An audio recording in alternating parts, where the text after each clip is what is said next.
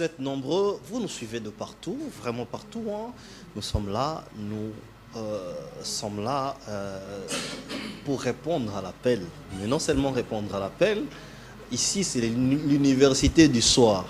Donc c'est ici que nous essayons d'analyser, mais aussi d'orienter les analyses qui n'ont pas été vraies. C'est comme ça que nous appelons vraie version. Il y a plusieurs versions, mais la vérité, comme vous le savez, elle est unique. Unique, nous allons parler de tout ça. Vous savez que les lignes bougent, la politique bouge, nous allons parler de tout ça. Et donc, dans bleu, je peux vous annoncer que les contenus sera bon. La première partie de l'émission, il s'agira bel et bien d'un cadre du PPRD. Il est membre du PPRD, il s'appelle Fortine Mokonzi. Fortine Mokonzi est donc membre du PPRD. On cherchait un membre du PPRD pour nous dire qu'est-ce qui se passe là-bas à l'intérieur tout juillet. Mais aussi, nous avons aussi un communicateur privé de Félix Antoine Tshisekedi, du chef de l'État. Avec lui, nous allons lui poser plusieurs questions. Comment il pense gérer la République? Comment Anthony Tshisekedi s'est retrouvé là-bas, où vous avez vu les photos au Venezuela, et ainsi que l'actualité du jour, bien évidemment. Nous allons parler de toutes ces choses. Et donc, comme je le disais, j'ai les réels plaisirs de recevoir pour la première fois Fortine Mokonzi. Fortine Mokonzi, bonsoir. Bonsoir Ndeko Didier Kanina. Bonsoir Balandinyo so ya emission o ba pesibiso mako ki lisusu ya kotia mato ipe kozwa ngonga na bango pona kolanda biso parce que makambo malamu ezali koleka. Bonjour na ndumba paka juma wa zali konyokwama. Bonjour na bakongomani banso bazali kotala biso. Très bien.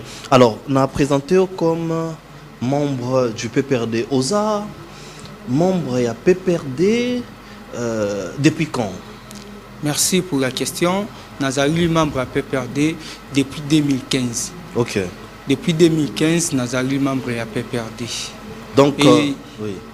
Nakoki kobeta moi le solo nanga mukie, il y a politique. Justement. Donc, il y a des gens qui au banana PPRD, au yo kota tamba comme une opposition. Quelle est ton histoire politique ou ton parcours? Hein? Ok, merci pour la question.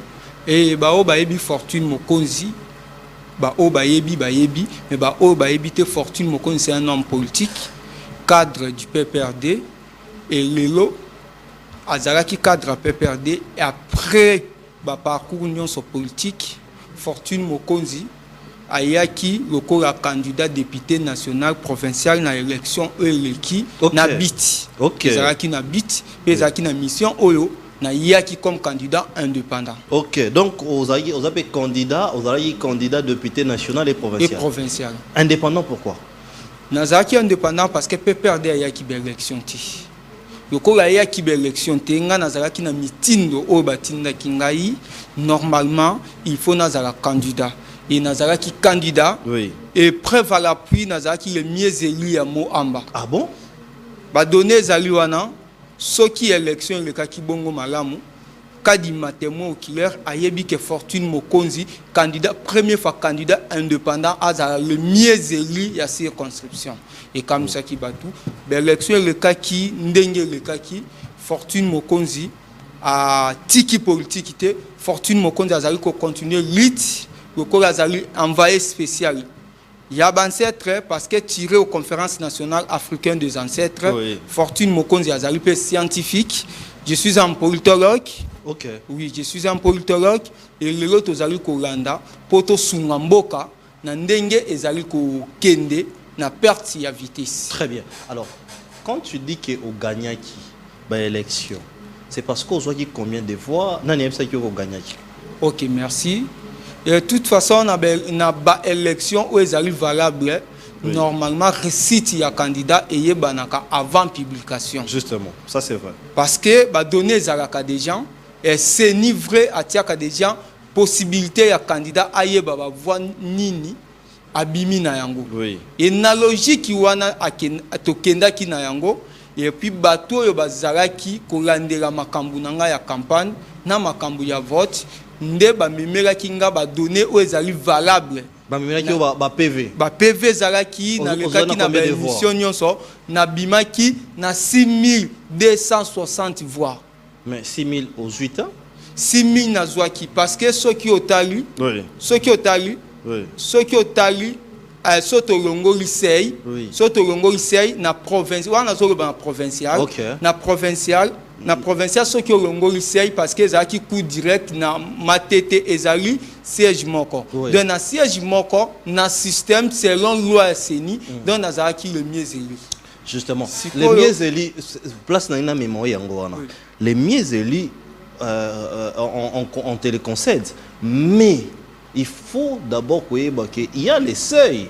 Est-ce que on atteignait qui seuil selon loi CENI voilà ceux qui siègent ezali moko ezali na ba possibilité na lolenge nini CENI calculer ka seuil place ezali siège moko CENI ayebi ndenge calculer seuil mais preuve à l'appui déjà to sepela qui so kotala ba vidéo na nga ya kala vote esili et après 2 jours to récolter ba données nyonso au moni base na nga nyonso ba sepelaki ba mama ndunda ba sepelaki ba mama makala ba sepelaki parce que bango mutu batindaki ngai ba loba ke bio biso to tindaki ekomi gagnant et biso to sepelaki et après yango makambo yaki ko bongwana ndenge bongwana ki bongo moyena loba bio musute parce que c'était politique la vraie version to loba nyonso mais parti non peut perdre loba ki boki na ba élection té yo se retrouver na ba élection ndene au désobéissaki non je suis envoyé spécial des ancêtres. Ah bon? Oui. Quel ancêtre? Nabimaki na conférence nationale africaine des ancêtres tiré par Monseigneur Kimbondo, par Thomas Sankara, par Kimbangu, par Ngongolu Tete, par Mampalo. Et Batouana Bavandaki, Monaki, Bilenge o bazali ko bundela Kongo na ndenge ya solo, ndenge baponaki takati wana elenge ya makasi ya izalaki nga yango batinda kinga balobeke ozali na mission ya ko bongisa mission ya ko déclarer o ezali vrai comme mission o na lelo ya ko sala musala oyo ezali ko mema Kongo na mbongwana. OK. Alors Waneza parcours nayo c'est vrai que tu l'obélango bien. Alors ozolobela ancêtre tu lis quand même toyeba c'est lesquels ancêtres et puis les structures où il y a ancêtre bakutanaka il s'agit de quoi exactement? Bien sûr ce que je peux te parler c'est invisible peut-être au pour comprendre mais quand je dis les ancêtres je suis envoyé spécial des ancêtres baza physique boito baza spirituel. Les ancêtres bazalaka physiquité les ancêtres ils allaient sprinter tous allaient ancêtres bazali katina biso ndenge nazali ndenge ozali ko tambola ba ancêtres bazali ko tambola ndenge ozali ko mona politique ezali ko kedi ba ancêtres pe bazali na kati yango ko mona ke na kati wana ba benda kinga lokola elenge oyo ko présenter valablement ba ancêtres après ba ye ba bangonde temps nde ba mona na te ba ye ba zuyo pour na yozala o représenter bango. Je dis c'est métaphysique pour comprendre que je dis les ancêtres bazali. Oui. Bazali. Les ancêtres bazali. Bato babundela Congo. Justement. Kasi bitumba yango loko ezali ko kene na ndenge ya mabe yango ba ko pona bilenge oyo bazali na ndenge ya solo. Bako komisa bako latsa bango spirituellement bako za spirituellement fort physiquement fort yango bako kende bako présenter mboka pona mbongwana ya Congo biso tozali ko bunda etumba oyo po kaka Congo ezwa mbongwana Congo échanger tolongwa na état mineur to comme un état majeur et Congo est comme un pays. Très bien. Nous saluons NKN de là où elle nous suit. Elle va se reconnaître donc. Congo, PPRD, pourquoi les choix? Il y a PPRD. Le choix à PPRD, tant que ministre, le choix à PPRD, Ezaï Tozali Kolanda, idéologie ya Laura. Ce qui est causé, Tozali Kolanda, idéologie à Lumumba. Idéologie à Lumumba, Ezalaki, Congo comme État. Congo ezonga ba Congolais. Yango Lumumba kei, toko mona, Mose akoya kaka na même idéologie, Congo ezonga ba Congolais. lelo tokomwa résultat yango alternance politique et salemi oui. Parce que tozalaki na idéologie wana ya kozongisa mboka oyo tokoma na maponami. OK. Tolongwa na état colonie, tolongwa na état d'urgence, tokoma biso moko ba propriétaire ya mabele na biso. Yango komona que choix ya PPRD tozali kolanda idéologie wana. OK. Très bien. Alors, les choix à PPRD bozolanda idéologie wana. Je disais à l'introduction que Nazaki n'a plaisir ya Royambayo parce que Bozana leader comme on est Joseph Kabila. Alors, il est où? Azo Salanini, on parle de sa rentrée politique. Est-ce que réellement c'est ça? Il a fait sa rentrée politique. Qu'est-ce qui se passe entre le programme et la consultation Azo Sala na Batonsos? Merci pour la question. Joseph Kabila a atteint le coup Sosoro. Son expérience nous sert de base. Lelo Congolais mon côté, à Koboya, expérience, pe sagesse, pe intelligence, il y a Joseph Kabila. Lelo Congolais n'ont soit si Kabila a raison. Kabila nous a promis, nous a dit, et Kabila a sali Oyo à Yebsa Kibiso. Si aujourd'hui Joseph Kabila est de retour, normalement c'est un devoir. C'est un devoir. Joseph Kabila est acquis très tôt, il y a Kotika Congo. Il a acquis très tôt. Très tôt comment? Très tôt comment? Très tôt, il a dit que à sali mandat et si normalement il faut avoir une scène politique. OK. Donc il fallait pas attirer la scène politique. Oui, il faut avoir une scène politique. Joseph Kabila kosunga biso parce que les lois qui ont commis les lois dans l'état c'est grâce à Joseph Kabila. Je dis de manière positive. Oui. Comment Joseph Kabila pesibiso ezali constitution, Joseph Kabila pesibiso ezali alternance, Joseph Kabila pesibiso ezali démocratie, Joseph Kabila yelibiso ezali civilisation au peuple sauvage. Oyo Léopold II a salaki yangote, a lakaki mais a salaki yangote, Joseph Kabila mutoye na civilisation wana. Joseph Kabila tango akoya na civilisation wana, akosala ndenge lakaki ba Kongomani. Et akokoma na suka Joseph Kabila mandane kosila kotika mboka. Oui. Mais Joseph Kabila kotala libanda komona ndenge mboka ekomi éparpillé. Okay. Ndenge ba piller mboka et ça lui passe. Yango kotinda Joseph Kabila akozonga na scène politique pour abongisa azonga na scène politique comme nani akoki kozonga na scène politique comme ministre akoki kozonga ministre Joseph Kabila ministre mais azali Kongomani akoki kozonga lokola ministre akoki kozonga lokola sénateur à vie akoki kozonga pe lokola conseiller ya président oyakoya. Est-ce que Joseph Kabila tango bozakanaye nde omona kaya ko aza compétent ya travailler par exemple comme ministre? Joseph Kabila Azali compétent à travailler comme ministre, c'est une bonne question. Joseph Kabila Azali Moutumoko, il faut te consulter. Joseph Kabila a commis grand baoba. Et on a 8 jours, comme disait le grec, Joseph Kabila a atteint le coup Sosoro. De son expérience nous servent de base. Joseph Kabila a commis Moutumoko. Avant de décision politique, il faut te consulter Joseph Kabila. N'a expliqué Bissi Kawana. Joseph Kabila avait 9 ans, il a réussi de réunifier le Congo.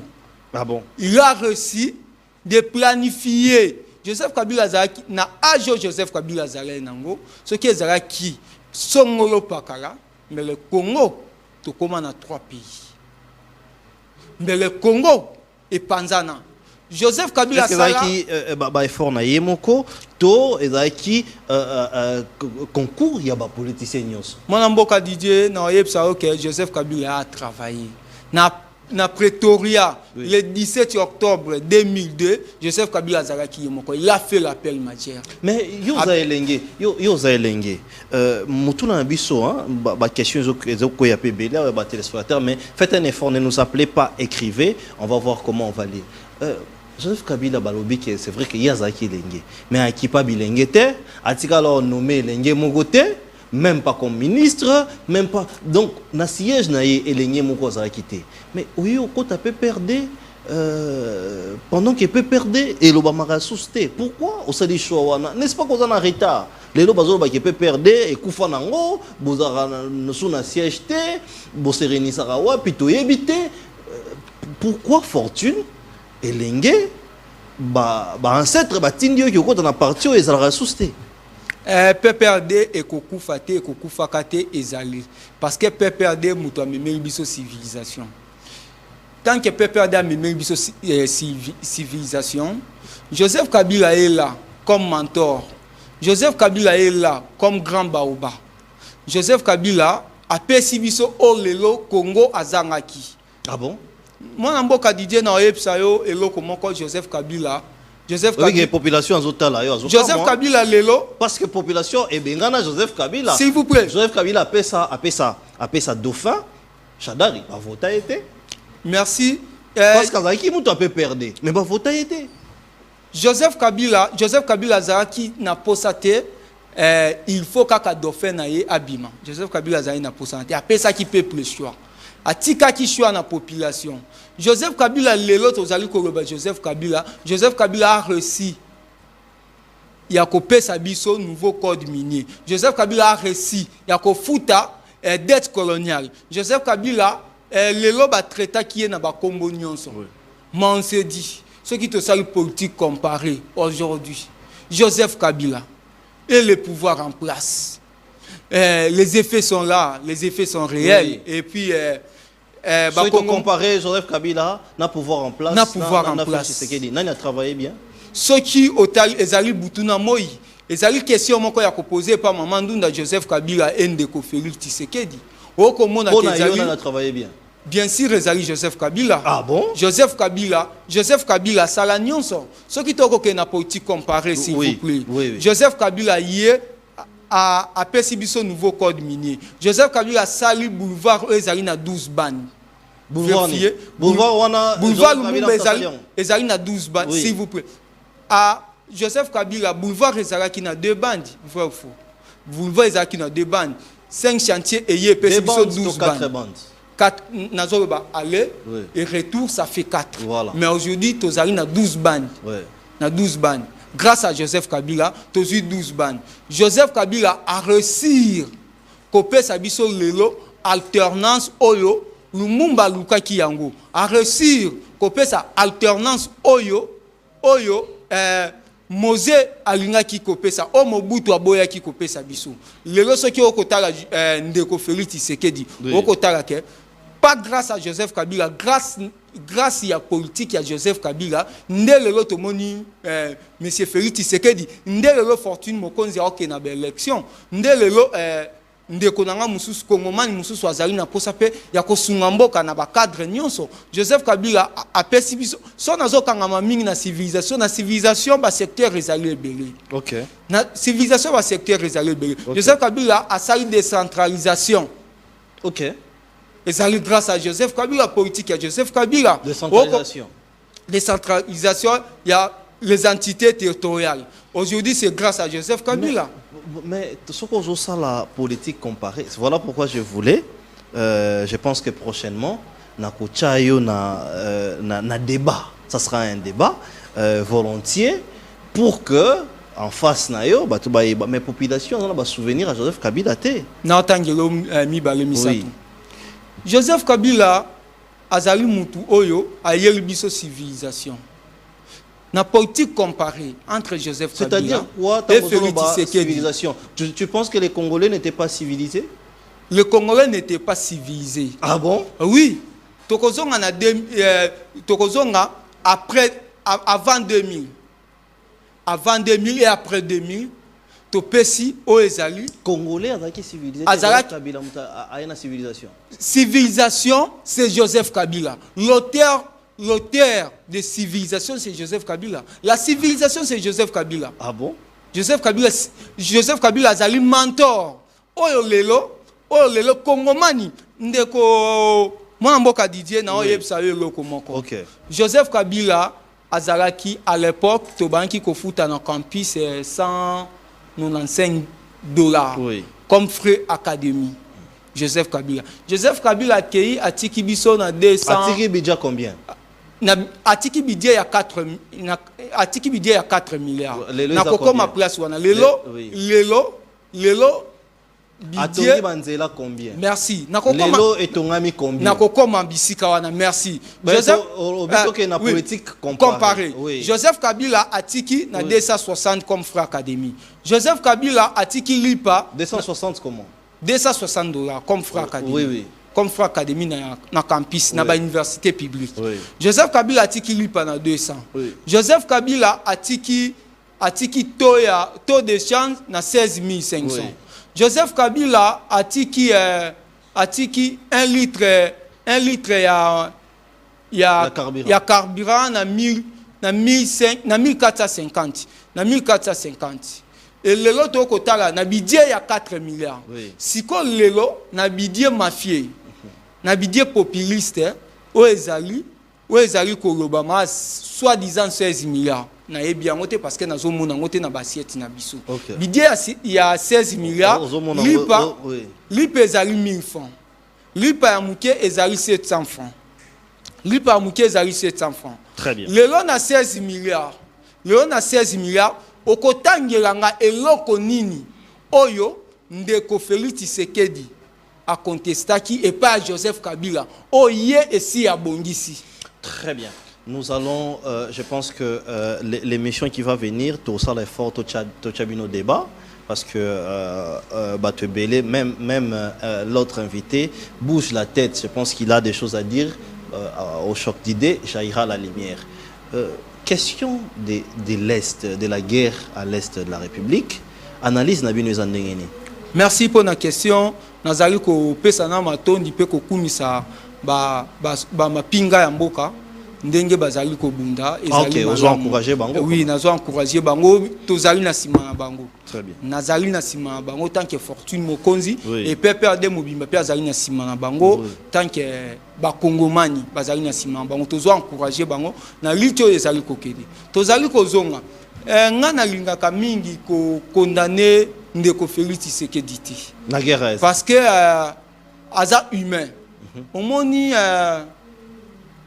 humain nyonso un humain azali comme Oroba un humain azali dynamique, il peut changer aussi. Félix Tshisekedi il peut changer akoki ko changer comment na kosenga na ba opposition totika Félix Tshisekedi to sunga ya changer to sunga ya changer au moins question ya est ya mboka oui. Ezali question moko ezali malamu pona ba Kongomani pe ba diaspora ba yeba oui. Aujourd'hui plus de 30 ans de tueries na est oui. Plus de 6 millions de morts na est ezali pasi pona Kongomani kozala ke contre FARDC ou bien contre l'ito FARDC azali komema. Il faut biso nyonso toza na sima FARDC. Question nzo ya boy. Lelo tozo akize Rwanda. Azali na centre ya nyonso. Oui. Mais question mususu ezali ko poser ndeko Félix Tshisekedi. Banda akize Rwanda. Yo ozui. Parmi Babiloko Oyo, Olobaki, Yamabe et pas ya Joseph Kabila, ezalaki pe insécurité, ezalaki na kati. Oui. Aujourd'hui, tozo akize Rwanda au terre. Mais les frontières rwando-congolaises restent toujours fonctionnelles. Comment tokoki ko expliquer, comment tokoki ko beta lisolo, ya guerre à est tant que ba frontières nyonso ezali fonctionnelles. Ba frontière nyonso Rwanda ba frontière rwando-congolais ezali pelele ezali a okangamate et coopération rwando-congolais politiquement ezali fonctionner tilelo. Non, Nini, arrêtez-moi, oui. S'il vous plaît. Arrêtez-moi, s'il vous plaît. Je m'explique. Là, c'est Rwanda. Là, c'est Obike Rwanda. Justement. Il y a une semaine. Comme il a coupé. Arrêtez-moi officialité et bimi. Oyo, ils ont interdire coopération rwando-congolaise politiquement. Arrêtez-moi. Mais quand le président de la République cite nommément le président rwandais pointé du doigt, n'est-ce pas que c'est un geste politique pour dire que notre pays agresseur, c'est le Rwanda? Et alors physique. Autre comme on en est atteint, c'est petit pam, la frontière n'y soit Rwanda, Bakangi, pour un problème, pour un problème. Ah, donc c'est ça que vous pensez. Il fallait ça la Mabongo. Normalement, logiquement, il faut ça la Mabongo. Parce qu'un ennemi, selon le régime en place, donc, l'agresseur. Pour que guerre, il y a Est et si là, selon Fortune Mokonzi, il faut kokanga coopération diplomatique. Coopération diplomatique, et aussi ici kokanga coopération diplomatique, il y a Zalina Babiloko et Salemaka, Babi que celui qui veut la paix prépare la guerre. Normalement, ce qui que s'il faut pour rester comme en Kimia et Sengi guerre, tu ça la guerre.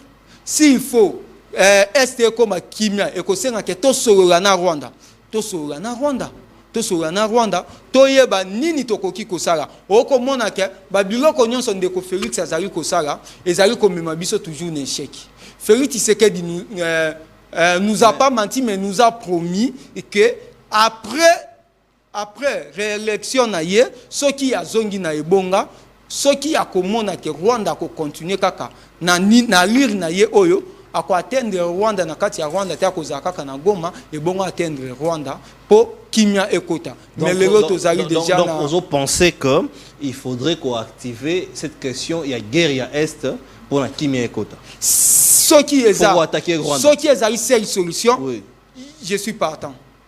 Très bien. Alors, révision constitutionnelle ou changement de la constitution, un mot par rapport à ça, et puis nous allons nous quitter.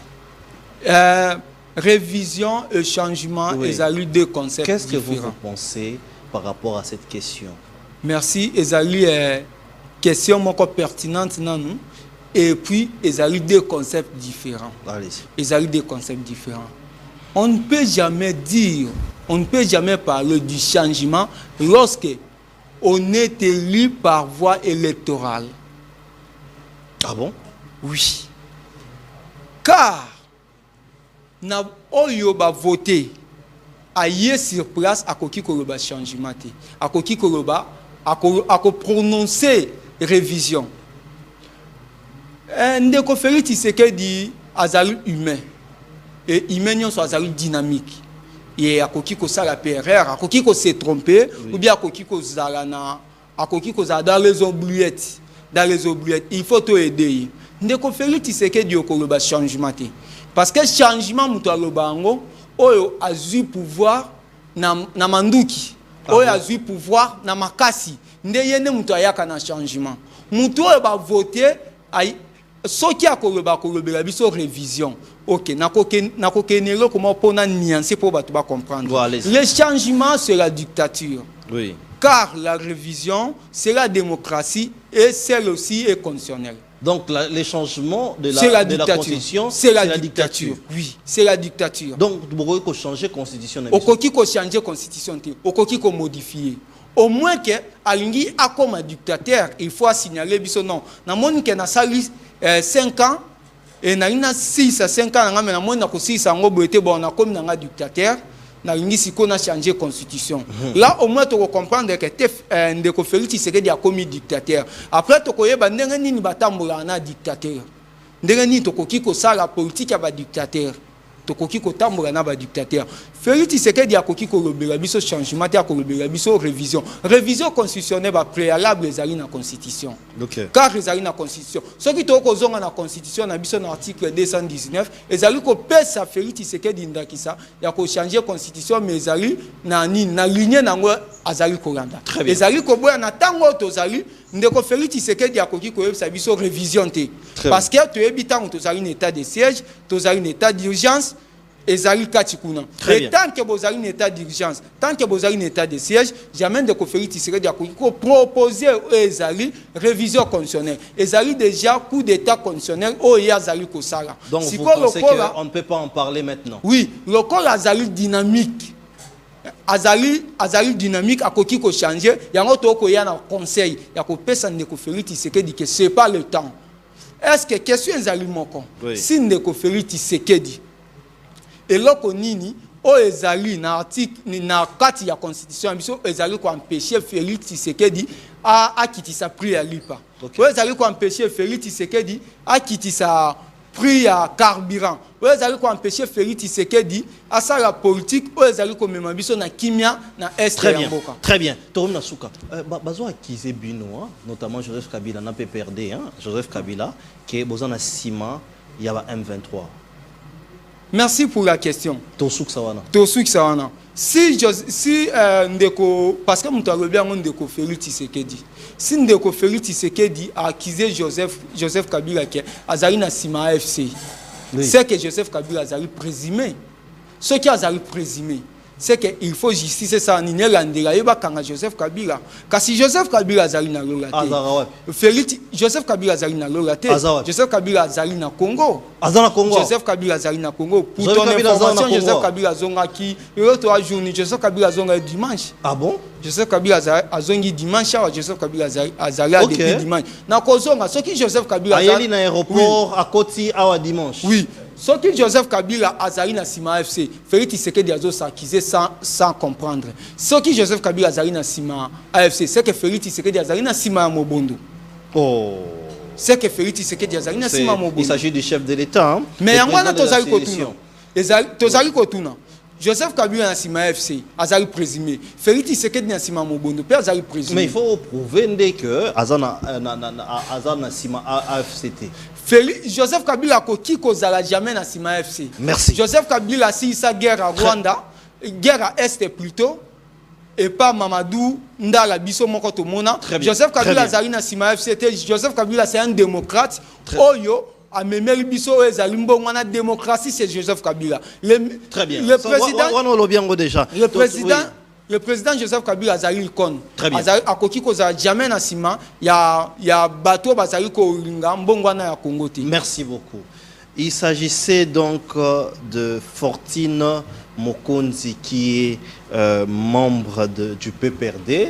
Je peux vous promettre que la prochaine émission ou un numéro plus récent, nous allons essayer de les mettre en débat pour qu'il y ait échange d'idées. Je ne sais pas si vous êtes prenant, vous êtes partant. Lukato on a débat parce que Tshisekedi Valandio, ils ne sont pas d'accord. Il n'est pas du tout d'accord de ce que tu dis. Dans notre temps, nous te remercions pour d'avoir répondu à notre invitation. Et nous vous remercions aussi de rester branchés sur nos antennes. Nous sommes encore là pour le deuxième numéro de notre émission Vraie Version. Maybe you should take